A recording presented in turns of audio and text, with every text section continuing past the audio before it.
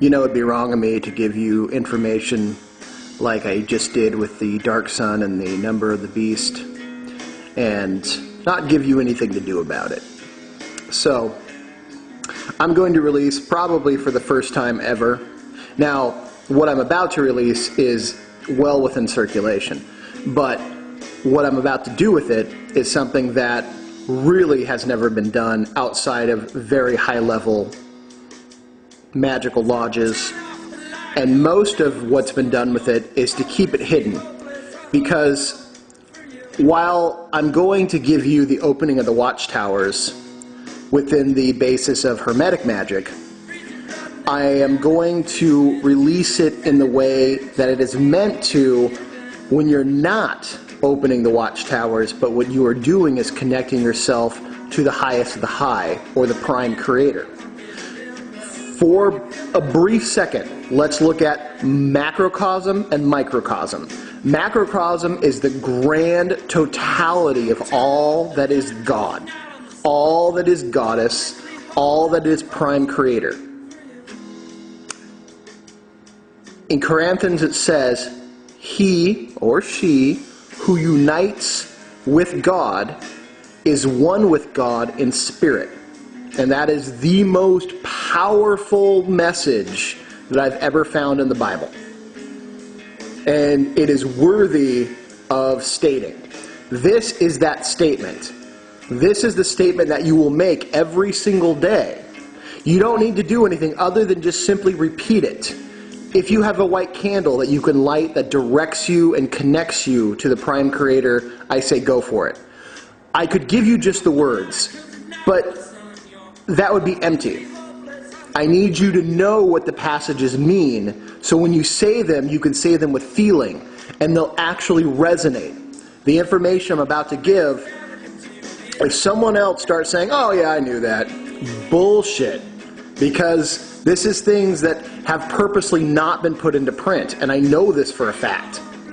And I've seen just about every other magician video on the web, and nobody talks about it. I'm not saying that to be elitist. I'm just saying that there's information that's been kept from you by these secret societies, and this is one of those things that'll really help set you free and reclaim your sovereign self.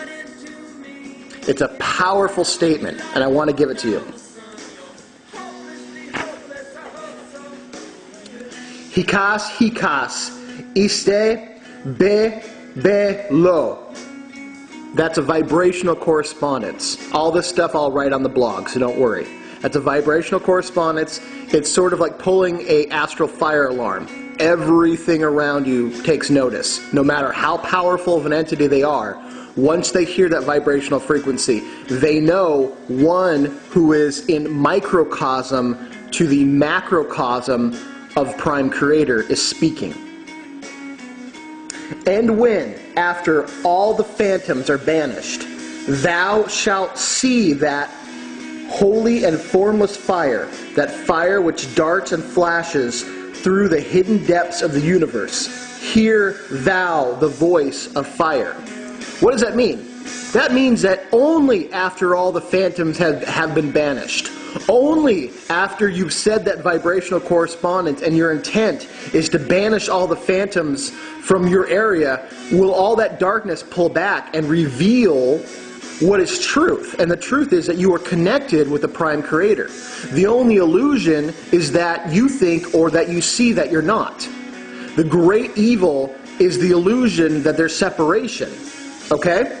Once those phantoms are cleared, once your own personal egregore has been put in its place, you can now live without the separation. You can now live without the continuing whispering that somehow you're not connected to the highest and holy, that somehow you're not an absolute integral reflection of the great multifaceted, limitless faceted, shining gem that is the Prime Creator.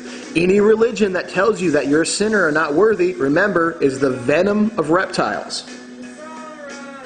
Then it says, after all the phantoms are gone, and you can now see that you are in direct connection with the Prime Creator, who darts and flashes throughout all the universe. You can see glimpses. You can see clues, but it's so big it's hard to see all in one piece. Hear now the voice of fire. Now you are speaking as the prime creator. Every spiritual entity must, without fail, listen to the prime creator. The prime creator created. Creation cries out to creator. Creator listens to creation. You are now speaking with the voice of fire, the voice of the primal life force that organized the entire universe. This is how powerful this shit is. This is why I don't listen to the bullshit of Christianity.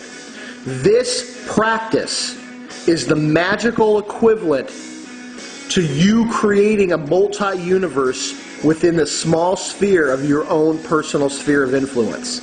You are a universal creator, God in microcosm.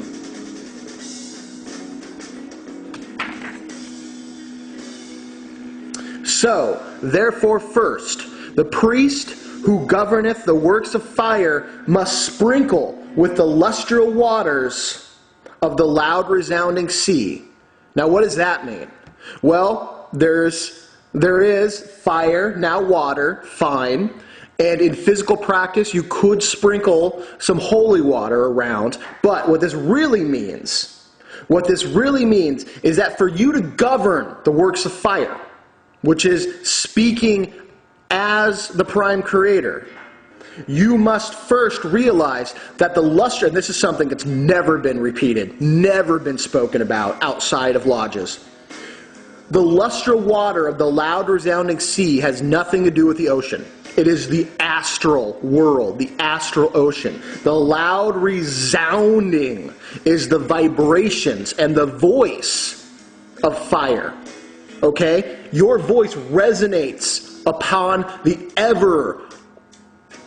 ebb and flowing, turbulent, stormy world of the astral sea.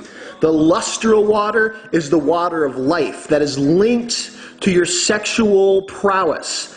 The astral world is directly linked to all sexuality upon the face of the world. You cannot get away from it. All religion is based on the sexuality throughout the entire world. You can't get away from it. It is just what it is. So, the stronger you are understanding your own masculinity and your own femininity, you can use a greater, stronger voice and command the astral world. So we've had fire, we have water, now we move to air. Such a fire existeth, extending through and rushing of air, or even a fire formless, whence cometh the image of a voice, or even a flashing light, abounding, revolving, whirling forth, and crying aloud. The image of the voice is because the astral world communicates with symbols. Even though you speak, your voice has a vibrational matrix or resonance that all the spiritual beings see as pictures, not necessarily as your voice, carried through the vibration of your words. The great whirling forth is the high holy swastika, the life-giving superconductor of all the world being used by you because you stand now as the prime creator in microcosm. That great whirling forth that the macrocosm is now whirls from out your mouth and all around you because you are now energized with fire, with water, and now air. And you are whirling those great powers around you. How powerful is that? Stoop not down into the darkly splendid world, wherein continually a faithless depth and Hades wrapped in gloom, delighting in unintelligible images, precipitous, winding, an ever-black rolling abyss, ever espousing a body, unluminous, formless, and void.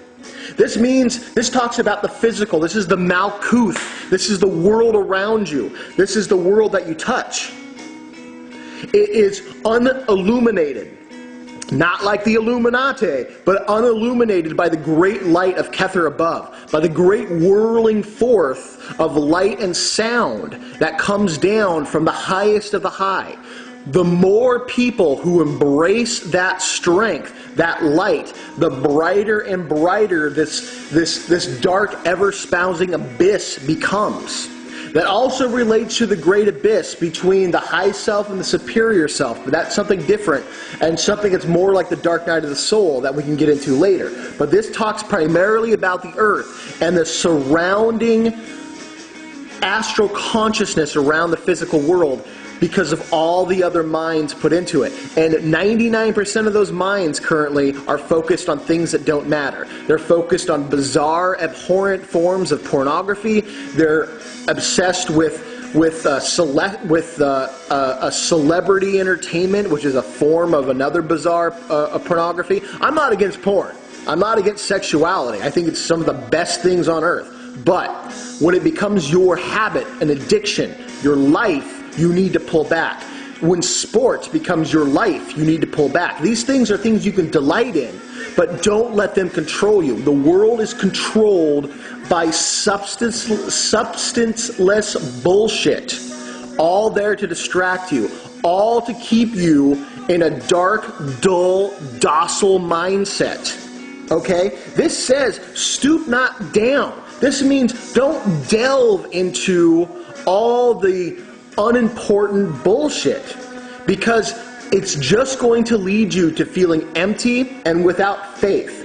Faith is important because it tells you that you take a chance, and that strength that you sacrifice comes back to you in spades. It's not like Christianity, okay? Jesus in Christianity was the Son of God. There was no leap of faith.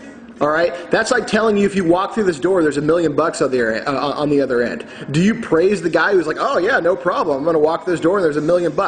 No. But it takes courage to walk through a door knowing you're not sure what's behind it. There could be $1 million, or there could be, a giant hungry lion and a bucket of barbecue sauce waiting over your head, okay? Faith is taking that chance. So, now we have the understanding that you've been born through fire, born through water, born through air, and now we're talking about earth, the physicality. That's all the great whirlings of the swastika. This is whirling out, and you are bringing in all those great energies, okay? And you are learning a mystery about each and every one of them. So as you stand there and repeat part of these, these four things, you are actually going through the elemental planes of those existences as you speak those words. I'm going to have to do a part 2. I'll be right back.